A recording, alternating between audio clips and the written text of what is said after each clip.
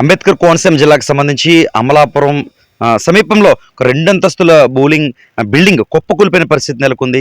అసలు బిల్డింగ్‌లో ఏం జరిగింది? ఒక్కసారిగా కొంతమందికి గాయాలైన పరిస్థితి నెలకొంది. వారందరినీ కూడా స్థానిక ప్రభుత్వ ఏరియా ఆసుపత్రితో పాటు ఇక్కడ సమీపంలో ఉన్న నిమ్స్ ఆసుపత్రి కూడా తరలించారు. అసలు ఆ బిల్డింగ్‌లో ఏం తయారు చేస్తున్నారు?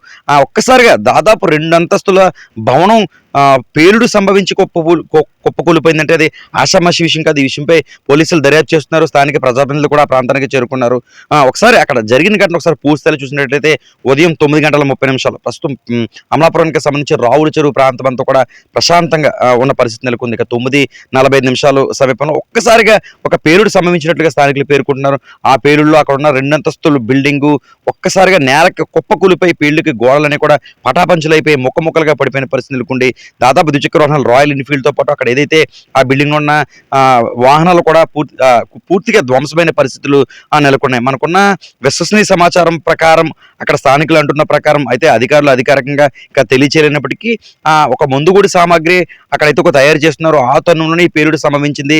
అదే సమయంలో అక్కడ గ్యాస్ బండ కూడా ఉంది అన్న ఒక విశ్వసనీయ సమాచారం అయితే ఉంది. ఇది అధికారికంగా అయితే మాత్రం ఇక్కడ అధికారులు కావచ్చు పోలీసులు కానీ ఇంకా అధికారికంగా తెలియచేయలేదు. అయితే పేలుడు ఎలా సంభవించింది, లోపల నిజంగా మందుగుడి సామాగ్రి తయారు చేస్తున్నారా, మందుగుడి సామాగ్రి వల్లే ఈ బిల్డింగ్ పడిపోయిందా అన్న విషయాలు అయితే మాత్రం అధికారికంగా తెలియాల్సి ఉంది. ఏదేమైనా ప్రస్తుతం ప్రశాంతంగా ఉండే కోనసీమ జిల్లాలో ఒక్కసారిగా ఉలిక్కిపడిన పరిస్థితి మాత్రం నెలకొంది.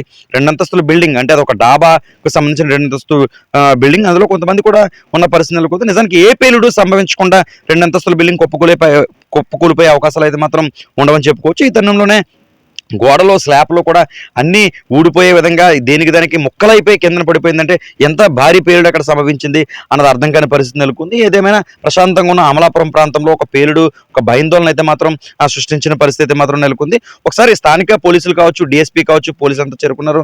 స్థానిక ఎమ్మెల్యే కూడా దగ్గరుండి అక్కడ ఎవరికైతే కొంతమందికి అంటే ప్రాథమిక సమాచారం మేరకు ఒక 8 మందికి గాయాలైనట్లుగా స్వల్ప గాయాలైనట్లు తెలుస్తుంది. వారందరినీ కూడా స్థానిక ప్రభుత్వ ఏరియా ఆసుపత్రి నిమ్స్ ఆసుపత్రికి కూడా తరలించిన పరిస్థితి నెలకొంది. వారికి క్షతగాత్రులకు దగ్గరుండి స్థానిక ఎమ్మెల్యే పర్యవేక్షిస్తున్న పరిస్థితి నెలకొంది. పోలీసులు ప్రత్యేకంగా పర్యవేక్షిస్తున్న పరిస్థితి నెలకొంది. నిజానికి అమలాపురం నడిబొడ్డున ఇలాంటి ఘటన గతంలో ఎన్నడూ లేనివి పరిస్థితి నెలకొంది. అమలాపురం నడిబొడ్డున ఇలాంటి ఘటన అంటే ఎంత పెద్ద భారీ మొత్తంలో పేలుడు ఎలా సంభవించింది, ఒకవేళ నిజంగా మందుగుడి సామాగ్రి పేలితే ఒక ఫైర్ అవుతుంది, లేదంటే గోడలు కూలిపోతే తప్ప ఇలా ఎంత భారీ ప్రమాదం అంటే మనుషులకు నిజంగా ఒక రకంగా అదృష్టమనే చెప్పుకోవాలి. మనుషులకి ప్రాణాపాయ పరిస్థితి లేదని కూడా ఇప్పటి వరకు అయితే మాత్రం ఉన్న సమాచారం మేరకు ప్రాణాపాయ పరిస్థితి అయితే మాత్రం లేదు. ఒక బిల్డింగ్ అంటే 2 అంతస్తుల బిల్డింగ్ నెలకొరిగిపోయిన పరిస్థితి నెలకొంది.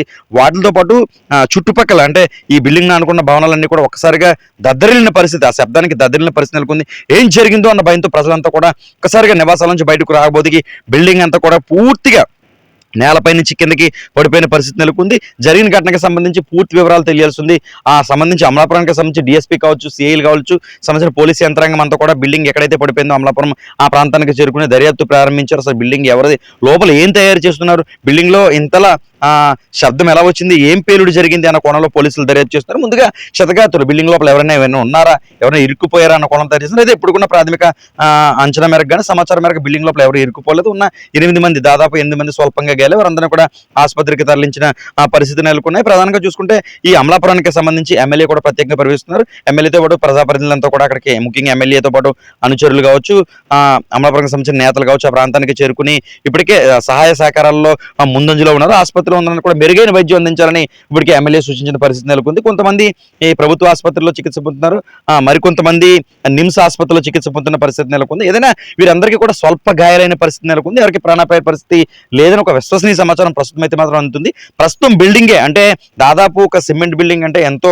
అత్యంత కట్టడం అనేది ఉంటుంది. అది 2 అంతస్తుల భవనం కూలిపోయిందంటే అది ఏ విధంగా పేలుడు సంభవించింది అన్నది అయితే అర్థం కాని పరిస్థితి నెలకొంది. పోలీసులు అధికారికంగా తెలపాల్సి ఉంది.